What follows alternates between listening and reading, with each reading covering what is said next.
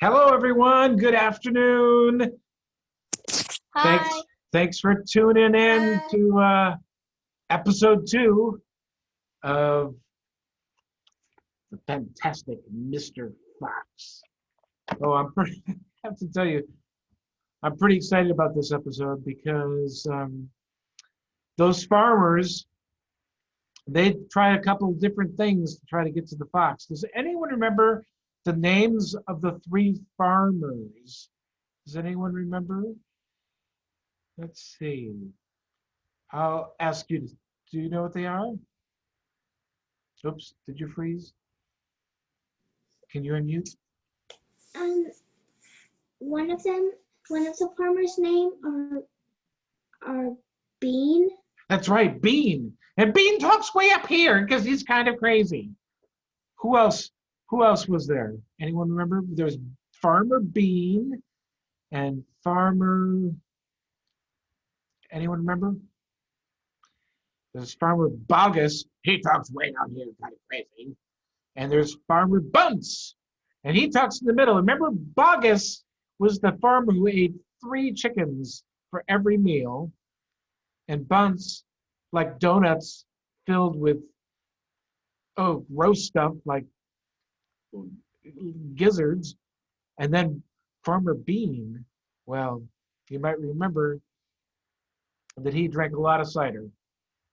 He didn't like to eat much, but he was very thin, but he drank a lot of cider. And so today we're going to find out. Remember when we last were reading, the farmers had taken their shovels and they were trying to dig the foxes out, and they dug and dug. But what did those foxes do?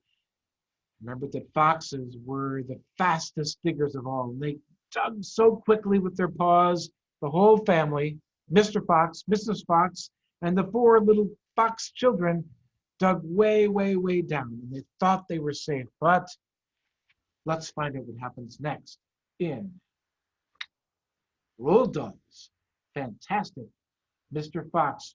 We're in chapter 5 today. It's called Terrible Tractors.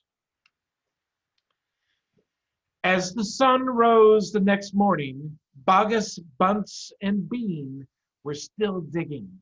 They had dug a hole so deep that you could have put a house into it.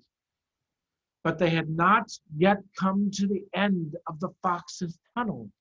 They were all very tired and cross. "Dang and blast it!" said Bogus, whose rotten idea was this? "Bean's idea," said Bunce. Bogus and Bunce both stared at Bean. Bean took another swig of his cider and then put the flask back into his pocket without even offering it to the others. "Listen," he said angrily. "I want that fox. I'm going to get that fox. I'm not giving in till I've strung him up over my front porch, dead as a dumpling." "We can't get him by digging, that's for sure," said the fat Bogus. "I've had enough digging."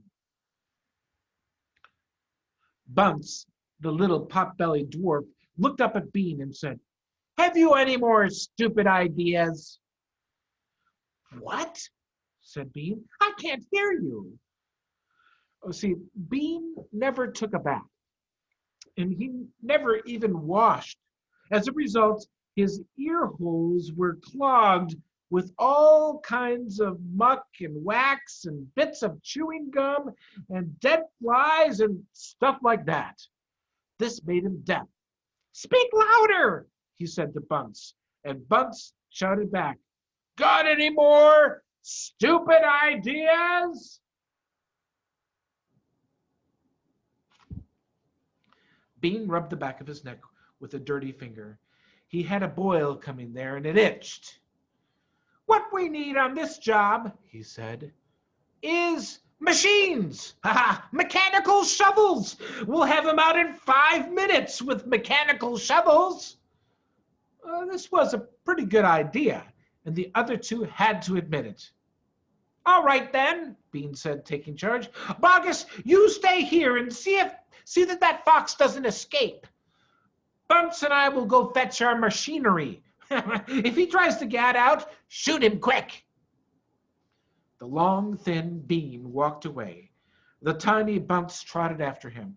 The fat Bogus stayed where he was with his gun pointing in the foxhole. Soon, two enormous caterpillar tractors with mechanical shovels on their front ends came clanking into the wood. Bean was driving one and Bunce the other. The machines were both black. They were murderous, brutal-looking monsters. "Here we go, then!" shouted Bean. "Death to the fox!" shouted Bunce. The machines went to work, biting huge mouthfuls of soil out of the hill. In the first place was out of the hill, and the big tree. Oh, yes, the big tree which Mr. Fox had dug his hole in the first place was toppled like a matchstick. On all sides, rocks were sent flying, and trees were falling, and the noise was deafening. Down in the tunnel, the foxes crouched, listening to the terrible clanging and banging overhead. "What's happening, Dad?" cried the small foxes. What are they doing?" Mr. Fox didn't know what was happening or what they were doing. It's an earthquake," said Mrs. Fox. "Look," said one of the small foxes, our tunnel's getting shorter. I can see daylight." They all looked around, and yes, the mouth of the tunnel was only a few feet away from them now, and in the circle of daylight beyond they could see the two huge black tractors almost on top of them. "Tractors!" shouted Mr. Fox, "and mechanical shovels! Dig for your lives! Dig! Dig!" Chapter 6. The Race. Now there began a desperate race. The machines against the foxes. In the beginning, the hill looked like this. And after about an hour, the machines bit away more and more soil from the hilltop, and then it looked like this.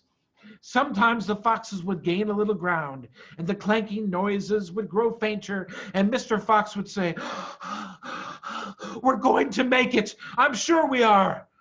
And then a few moments later, the machines would come back at them, and the crunch of the mighty shovels would get louder and louder. Once the foxes actually saw the sharp metal edge of one of the shovels as it scraped up the earth just behind them. Keep going, my darling," panted Mr. Fox. Don't give up." "Keep going," the fat Bogus shouted to Bunce and Bean. "We'll get them any moment now." "Have you got sight of them yet?" Bean called back. "Oh, not yet," shouted Bogus, "but I think they're close." "Well, I'll pick them up with my bucket," shouted Bunce. "I'll chop them to pieces." But by lunchtime, the machines were still at it. And so were the poor foxes. And now the hill looked like this. The farmers didn't stop for lunch. They were too keen to finish the job. "Hey there, Mr. Fox," yelled Bunce, leaning out of his tractor. "We're coming to get you now." "You've had your last chicken," said Bogus. "You'll never come prowling around my farm again."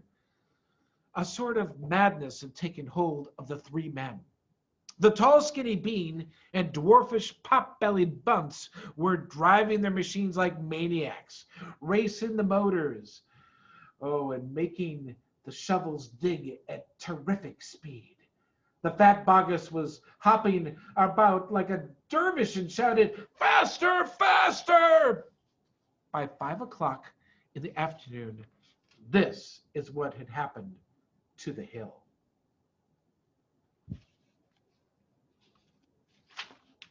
The hole the machines had dug was like the crater of a volcano. It was such an extraordinary sight that crowds of people came rushing out from the surrounding villages to have a look. They stood on the edge of the crater and stared down at Bogus, Bunce, and Bean. "Hey there, Bogus! What's going on?" "We're after a fox." "Oh, you must be mad."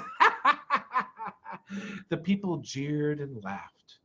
But this only made the three farmers more furious and obstinate and more determined than ever to not give up until they had caught the fox. Now, chapter 7. We'll never let him go. At 6 o'clock in the evening, Bean switched off the motor of his tractor and climbed down from the driver's seat. Bunce did the same. Both men had had enough. They were tired and stiff from driving the tractors all day. They were also hungry. Slowly, they walked over to the small fox's hole in the bottom of the huge crater. Bean's face was purple with rage. Bunce was cursing the fox with dirty words that cannot be printed here. Bogus came waddling up. "Dang and blast that filthy, stinking fox!" he said. "What the heck are we going to do now?" "Well, I'll tell you what we're not going to do," Bean said. "We don't let him go." "Oh, we'll never let him go," Bunce declared. "Never, never, never," cried Bogus. "Did you hear that, Mr. Fox?" yelled Bean, bending low and shouting down in the hole.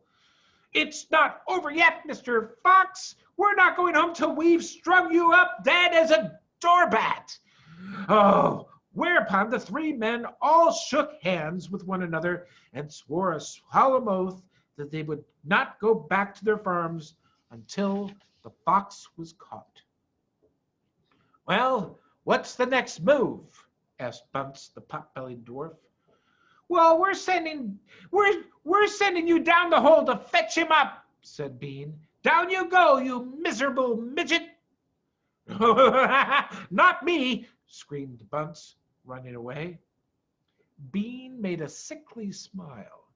Then when he smiled, you saw his scarlet gums. You saw more gums than teeth. "There's only one thing to do," he said. "We starve him out. We camp here day and night watching the hole. He'll come out the other end. He'll have to." So Bogus, Bunce, and Bean sent messages down to their farms asking for tents and sleeping bags and supper. And boys and girls, here's our last chapter for today. It's chapter 8. The foxes begin to starve. That evening, 3 tents were put in the crater of the hill. One for Bogus, one for Bunce, and one for Bean. The tents surrounded Mr. Fox's hole, and the 3 farmers sat outside their tents eating their supper. Bogus had 3 boiled chickens smothered in dumplings. Bunce had 6 donuts filled with disgusting goose liver paste. And Bean had 2 gallons of cider. All 3 of them kept their guns beside them. Bogus picked up a steaming chicken and held it close to the fox's hole. "Can you smell this, Mr. Fox?" he shouted. "Lovely, tender chicken. Why don't you come up and get it?" The rich scent of chicken wafted down the tunnel to where the foxes were crouching. "Oh, Dad," said one of the small foxes, "couldn't we just sneak up and snatch it out of their hands?" "Oh, don't you dare," said Mrs. Fox. "That's just what they want you to do."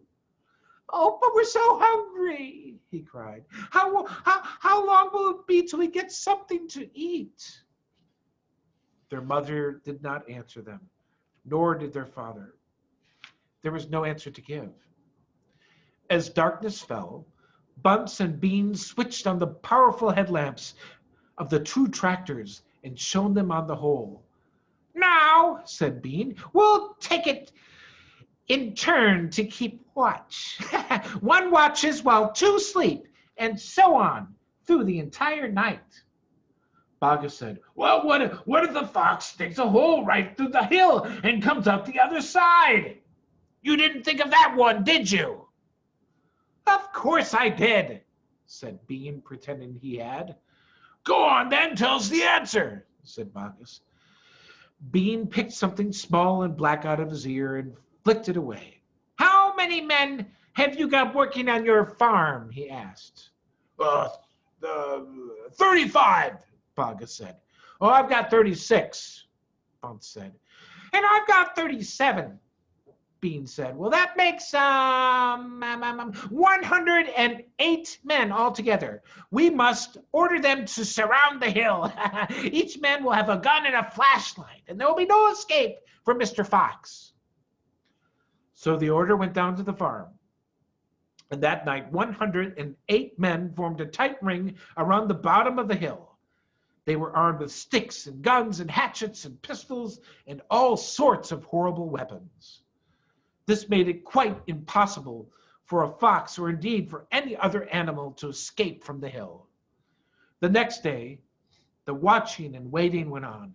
Bogus and Bunce and Bean sat upon small stools, staring at the fox's hole. They didn't talk much. They just sat there with their guns on their laps. Every so often, Mr. Fox would creep a little closer towards the mouth of the tunnel and take a sniff.